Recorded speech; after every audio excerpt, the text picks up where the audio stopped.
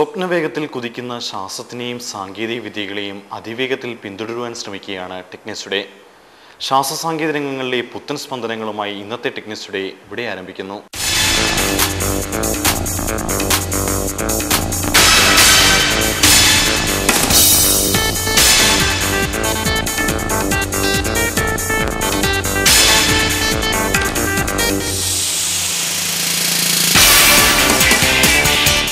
ഒന്നിനു പിറകെ മറ്റൊന്നായി ഒട്ടേറെ പകർച്ചവ്യാധികളാണ് കഴിഞ്ഞ ഏതാനും വർഷങ്ങളായി കേരളത്തിനു മേൽ സംഹാര താണ്ഡവം നടത്തിയത്. തക്ക സമയത്ത് ഈ പകർച്ചവ്യാധികളെ തിരിച്ചറിയുന്നതിനോ ആരംഭ ദിശയിൽ തന്നെ അവയുടെ വ്യാപനം തടയുന്നതിനോ നമ്മുടെ ആരോഗ്യവകുപ്പിന് കഴിഞ്ഞില്ല എന്നുള്ളത് ഈ രംഗത്തെ നമ്മുടെ ബലഹീനത വ്യക്തമാക്കുന്നു. പകർച്ചവ്യാധികളെ ആരംഭ ദിശയിൽ തന്നെ കണ്ടെത്തി കേന്ദ്രീകൃതമായ മാർഗങ്ങളിലൂടെ അവയെ പ്രതിരോധിക്കുവാൻ സഹായിക്കുന്ന ഒരു പുതിയ സോഫ്റ്റ്വെയറുമായി രംഗത്തെത്തിയിരിക്കുകയാണ് നമ്മുടെ ഇടയിൽ തന്നെയുള്ള ചില ചെറുപ്പക്കാർ.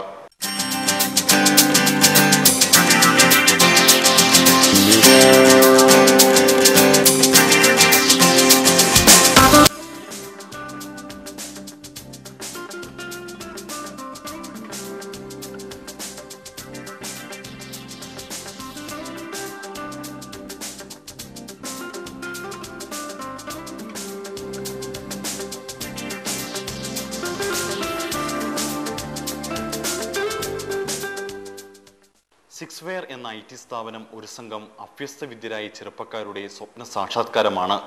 സ്വയം അധ്വാനിച്ച് ഉപജീവനം കഴിയുക എന്നതിലുപരി തങ്ങളുടെ അറിവിൻ്റെയും വരുമാനത്തിൻ്റെയും ഒരു വിഹിതം പിറന്ന നാടിൻ്റെ നന്മയ്ക്കായി ഉപയോഗിക്കാനുള്ള ഇവരുടെ താല്പര്യം ഇവരെ തികച്ചും വ്യത്യസ്തരാക്കുന്നു. ഹെൽത്ത് മോണിറ്ററിംഗ് സിസ്റ്റം എന്ന സോഫ്റ്റ്വെയറിൻ്റെ നിർമ്മാണത്തിലൂടെ പകർച്ചവ്യാധികൾക്ക് കീഴടങ്ങാത്ത ഒരു കേരളത്തെയാണ് ഇവർ സ്വപ്നം കാണുന്നത്. കഴിഞ്ഞ 2 കൊല്ലമായിട്ട് നമ്മുടെ സംസ്ഥാനത്തിൽ ചിക്കൻ ഗുനിയയുടെ രണ്ട് സെറ്റ്സ് ഓഫ് ഒക്കറൻസസ്, അതായത് 2006-ലും 2007-ലും റിപ്പീറ്റഡ്ലി നമ്മുടെ സ്റ്റേറ്റിനെ അഫക്റ്റ് ചെയ്തു ചിക്കൻ ഗുനിയ ഡിസീസ്. അപ്പം പബ്ലിക് ഡിസ്കഷൻസ് ഉണ്ടായി, എന്താണ് ഇതിങ്ങനെ വീണ്ടും വീണ്ടും വരാൻ കാരണം എന്നുള്ളതിന് ഡിസ്കഷൻസ് ഉണ്ടായി. അതിൽ നിന്ന് ഒരു കാര്യം മനസ്സിലാക്കിയെന്ന് വെച്ച് കഴിഞ്ഞാൽ നമുക്കൊരു എഫക്റ്റീവായിട്ടൊരു മോണിറ്ററിങ് സിസ്റ്റം ഇല്ല. ഉണ്ട്, നമുക്ക് ഹെൽത്ത് ഡിപ്പാർട്ട്മെൻറ്റ് ഒരു സിസ്റ്റം ഉണ്ട്, അതായത് നമ്മൾ റിപ്പോർട്ട് ചെയ്യും പേപ്പർ ബേസ്ഡ് ആയിട്ട്. നമ്മൾ ഹോസ്പിറ്റൽസിൽ റിപ്പോർട്ടബിൾ ഡിസീസസ് വരുമ്പോൾ അവർ പേപ്പറിൽ ഫോം ഫില്ല് ചെയ്ത് ഇന്ന പേഷ്യൻസിന് ഇന്ന അസുഖം വന്നു, അതിലിങ്ങനെ ഈ ഇൻഫർമേഷൻ ഹെൽത്ത് ഡിപ്പാർട്ട്മെൻറ്റിന് ഡിസ്ട്രിക്ട് ലെവൽ അല്ലെങ്കിൽ സ്റ്റേറ്റ് ലെവൽ അറിയിക്കും. ഈ പേപ്പർ ബേസ്ഡ് റിപ്പോർട്ടിങ്ങിൻ്റെ പ്രോബ്ലം എന്ന് പറഞ്ഞു കഴിഞ്ഞാൽ ഒന്നാമത് ഭയങ്കര ഡിലേ ആണ്. ഇപ്പം നമ്മൾ പേപ്പറിൽ ഹോസ്പിറ്റലിൽ നിന്ന് എൻട്രി ചെയ്ത് അത് either ഡിസ്ട്രിക്ട് ലെവലിൽ വന്ന് കമ്പൈൽ ചെയ്ത് പിന്നെ അടുത്ത ലെവൽ സ്റ്റേറ്റ് ലെവലിൽ വന്ന് കമ്പൈൽ ചെയ്ത് ഇതെല്ലാം ഇങ്ങനെ എത്തുമ്പോഴത്തേക്ക് മിനിമം ഇപ്പോൾ ഒരു നോർമൽ പ്രോസസ്സിൽ പോയാൽ പോലും 2 മാസത്തിലും എടുക്കും. പക്ഷേങ്കിൽ വീണ്ടും ഫർദർ ഡിലേസ് ഒക്കെ വന്നു കഴിഞ്ഞാൽ അതിലും കൂടുതൽ താമസിക്കാം പേപ്പർ ബേസ്ഡ് പ്രോസസ്സിങ്. പ്ലസ് ഇത് എൻ്റർ ചെയ്ത് കഴിഞ്ഞ് കഴിഞ്ഞാൽ പിന്നെ രണ്ടാമത് വേണം ഇത് പ്രോസസ്സ് ചെയ്തെടുക്കാൻ. അപ്പം പെട്ടെന്ന് സ്പ്രെഡ് ചെയ്യുന്ന ഡിസീസസ് ഒക്കെ ആണെങ്കിൽ നമുക്ക് റാപ്പിഡ് ആക്ഷൻ എടുക്കണം. ഈ 2 മാസം ഡിലേ നമുക്ക് പറ്റത്തില്ല. ഇപ്പം തന്നെ ഈ വർഷത്തെ ഇൻസിഡൻസ് എടുത്ത് നോക്കുകയാണെങ്കിൽ മീഡിയ ടേക്കപ്പ് ചെയ്യുന്നത് നല്ലൊരു വോളിയം ആയ ശേഷമാണ്, ഒത്തിരി അഫക്റ്റ് ചെയ്ത ശേഷമാണ് മീഡിയ ടേക്കപ്പ് ചെയ്യുന്നത്. അപ്പോൾ അന്നേരമാണ് നമ്മൾ റിയലൈസ് ചെയ്യുന്നത് ഇത്ര ക്രിട്ടിക്കൽ ഒരു ഇഷ്യൂ ആയിരുന്നു എന്നുള്ളത്. ഇപ്പം ഞങ്ങളുടെ കമ്പനിയുടെ ഫസ്റ്റ് വെഞ്ചറാണിത്, ഈ ഹെൽത്ത് മോണിറ്ററിംഗ് സിസ്റ്റം എന്ന് പറയുന്നത്. അപ്പം ഞങ്ങൾക്കൊരു സോഷ്യൽ ഒരു വിഷനുണ്ട്, ഞങ്ങൾക്ക് സൊസൈറ്റിയിൽ പോസിറ്റീവായിട്ട് എന്തെങ്കിലും ചെയ്യാൻ പറ്റണമെന്നുള്ളൊരു. അപ്പം ഞങ്ങൾ നോക്കിയപ്പോൾ ഒരു നീഡുണ്ട്, ഞങ്ങളെ നീഡിനെ അഡ്രസ്സ് ചെയ്യാൻ വേണ്ടി ഒരു ഹെൽത്ത് മോണിറ്ററിംഗ് സിസ്റ്റം ക്രിയേറ്റ് ചെയ്തു. ബേസിക്കലി സിസ്റ്റം ചെയ്യുന്നതെന്ന് വെച്ച് കഴിഞ്ഞാൽ ഈ പേപ്പർ ബേസ്ഡ് റിപ്പോർട്ടിംഗ് പ്രോസസ്സിനെ നമ്മൾ വെബ് ബേസ്ഡ് ആക്കുവാണ്. വെബ് ബേസ്ഡ് ആക്കുന്നതുകൊണ്ടുള്ള ഗുണം എന്ന് വെച്ച് കഴിഞ്ഞാൽ ഹൈലി സ്കെയിലബിൾ ആണ്, റിയൽ ടൈമാണ്.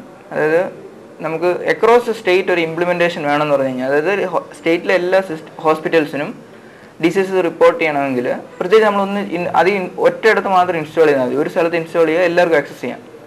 അപ്പം വെബ് ബേസ്ഡ് ആയിട്ട് അവർ ഈ ഇൻഫർമേഷൻ സബ്മിറ്റ് ചെയ്യും.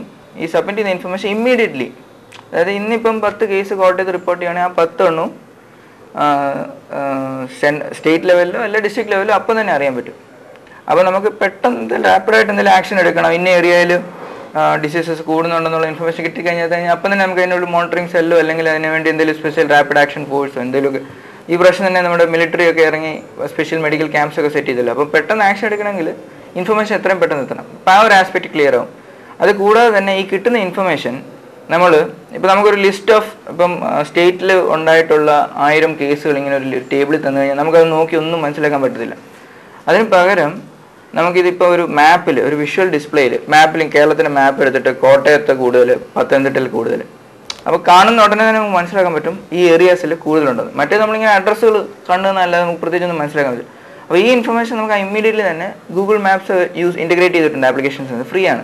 അപ്പോൾ ഗൂഗിൾ മാപ്സുമായിട്ട് ഇൻറ്റഗ്രേറ്റ് ചെയ്തിട്ട് മാപ്പിൽ കൃത്യം ഓരോ ഡിസീസസും ഉണ്ടാകുന്ന ഏത് പോസ്റ്റ് ഓഫീസ് ആണെന്നുള്ള ഇൻഫർമേഷൻ. കാരണം നമുക്കിവിടെ address based information, address geocoding നടന്നിട്ടില്ല. അതായത് അഡ്രസ്സ് കിട്ടിക്കഴിഞ്ഞ് കഴിഞ്ഞാൽ ഒരു മാപ്പിൽ നോക്കി കൃത്യം ഇവിടെ അഡ്രസ്സ് എന്ന് പറയാനുള്ള ഓട്ടോമാറ്റിക്കലി കണ്ടുപിടിക്കാനുള്ള സിസ്റ്റം ആയിട്ടില്ല. പക്ഷേ പോസ്റ്റ് ഓഫീസ് നമുക്ക് കണ്ടുപിടിക്കാം. കാര്യം ഇപ്പം കവടിയാർ പി ഒയിൽ ഇവിടെ ഈ വീട്ടിലൊരു എസ് ഉണ്ടെങ്കിൽ കവടിയാർ പോസ്റ്റ് ഓഫീസിൻ്റെ ആ കോർഡിനേറ്റിൻ്റെ അവിടെ ഒരു പോയിന്റ് ഉണ്ടാവും. മെഡിക്കൽ കോളേജ് പോസ്റ്റ് ഓഫീസ് ആണ് മെഡിക്കൽ കോളേജ് പോസ്റ്റ് ഓഫീസിൽ. അപ്പോൾ അറ്റ്ലീസ്റ്റ് അത്ര ഒരു ഡിസ്ട്രിക്റ്റിൽ ഇത്രണ്ണം ഉണ്ടാകുന്ന എന്നുള്ളതിനേക്കാളും കൂടുതൽ ഇൻഫർമേഷൻ നമുക്ക് കിട്ടും. ഉള്ളൂർ, കവടിയാർ, കേശവാസത്ത് എന്തെങ്കിലും പ്രശ്നം ഉണ്ടെങ്കിൽ അതിന് ചുറ്റുമായിട്ട് പോയിന്റ്സ് കൂടുതൽ വരും. മനസ്സിലായില്ലേ? അപ്പം വിഷ്വലി നോക്കിക്കഴിഞ്ഞ് കഴിഞ്ഞാൽ പെട്ടെന്ന് നമുക്ക് മാപ്പിൽ നോക്കിക്കഴിഞ്ഞാൽ ഒറ്റ നോട്ടത്തിൽ എന്തെങ്കിലും ട്രെൻഡോ പാറ്റേൺസ് എന്തെങ്കിലും ഉണ്ടോയെന്ന് ഐഡൻറ്റിഫൈ ചെയ്യാൻ പറ്റും. അപ്പോൾ ഈ രണ്ട് ആസ്പെക്ട്സ് ആണ് ഈ സിസ്റ്റത്തിൻ്റെ എന്താണ് ബേസിക് അതിൻ്റെ ഫങ്ഷണാലിറ്റി ലെവലുള്ള ഫീച്ചേഴ്സ്. പിന്നെ അതിൻ്റെ ഓപ്പറേഷൻസിന് വേണ്ട ഫീച്ചേഴ്സ്, സെക്യൂരിറ്റി, ലോഗിങ്, ആരൊക്കെ എന്തൊക്കെ ഇൻഫർമേഷൻ എൻ്റർ ചെയ്യുന്നുണ്ട്, പിന്നെ അപ്രൂവൽ സിസ്റ്റംസ്. അതായത് നമുക്ക് തെറ്റായിട്ടുള്ള ഇൻഫർമേഷൻ ചുമ്മാ എൻ്റർ ചെയ്തിട്ടാൽ പറ്റത്തില്ല, അപ്രൂവ് ചെയ്യണം. ഇല്ലാത്തൊരു പോസ്റ്റ് ഓഫീസിനകത്ത് വെച്ച് അഡ്രസ്സ് ചെയ്ത് വിട്ട് കഴിഞ്ഞാൽ പറ്റത്തില്ല, മാപ്പിന് അപ്ലോഡ് ചെയ്യാൻ പറ്റത്തില്ല. അപ്പോൾ അത് കറക്റ്റായിട്ട് ഇപ്പോൾ ഹോസ്പിറ്റൽസ് തെറ്റ് എൻ്റർ ചെയ്ത് കഴിഞ്ഞാൽ നമുക്ക് ഡിസ്ട്രിക്ട് ലെവലിൽ നിന്ന് കറക്റ്റ് ചെയ്യാനോ, അല്ലെങ്കിൽ ഇത് പബ്ലിക് വെബിലുള്ളൊരു ആപ്ലിക്കേഷൻ അല്ലേ, അപ്പം ആർക്ക് വേണമെങ്കിലും ഡേറ്റ എൻ്റർ ചെയ്യാവുന്ന ഒരു സെനാരിയോ ഉണ്ടാകാം. അപ്പോൾ അത് പ്രിവെൻറ്റ് ചെയ്യാൻ വേണ്ടിയിട്ട് നമുക്ക് ലോഗിൻ സിസ്റ്റം ഉണ്ട്, സെക്യൂർ സിസ്റ്റമാണ്. ഈ ലോഗിൻ ചെയ്യുന്ന യൂസേഴ്സിന് പെർമിഷൻ കൊടുത്താൽ മാത്രമേ, നമ്മൾ അപ്രൂവ് ചെയ്താൽ മാത്രമേ ലോഗിൻ ചെയ്യാൻ പറ്റത്തുള്ളൂ. പിന്നെ നമ്മുടെ കേരളത്തിലെ സെനാരിയോ വെച്ച് നോക്കുകയാണെങ്കിൽ പ്രാക്ടിക്കലി എല്ലാവർക്കും നെറ്റ് ആക്സസ് ഇല്ല ഹോസ്പിറ്റൽസിന്. അപ്പോൾ അത് അഡ്രസ്സ് ചെയ്യാൻ വേണ്ടിയിട്ട് നമുക്ക് ഇമ്പോർട്ട് ചെയ്യാനുള്ള മെക്കാനിസം ഉണ്ട്, ഡേറ്റ എൻട്രി ഓപ്പറേറ്റേഴ്സിന് ആക്സസ് ചെയ്യാനുള്ള മെക്കാനിസം ഉണ്ട്. അങ്ങനെ കുറച്ച് അഡീഷണൽ, അതായത് ആപ്ലിക്കേഷൻ്റെ വർക്ക് ചെയ്യാൻ വേണ്ടിയിട്ടുള്ള ഫീച്ചേഴ്സ് കുറേ ഉണ്ട്. പ്രൈമറിലി ഞാൻ മുമ്പേ പറഞ്ഞ പോലെ ഒന്ന് റിപ്പോർട്ട്സ് ജനറേറ്റ് ചെയ്യാനുള്ളൊരു മോഡ്യൂൾ, അതായത് ഇപ്പം ഏജ് വൈസ് ആയിട്ടുള്ള എന്തെങ്കിലും റിപ്പോർട്ട്സ് വേണം. 20 വയസ്സിന് താഴെയുള്ളവരെയാണ് കൂടുതൽ എഫക്റ്റ് ചെയ്യുന്നത്, അല്ലെങ്കിൽ 60 വയസ്സിന് മേലുള്ളവരെയാണ് കൂടുതൽ എഫക്റ്റ് ചെയ്യുന്നത്. ഒന്നത് പിന്നെ ഇൻഫർമേഷൻ കളക്ട് ചെയ്യുക, 2 മാപ്പിൽ അത് പ്രസൻറ്റ് ചെയ്യുക.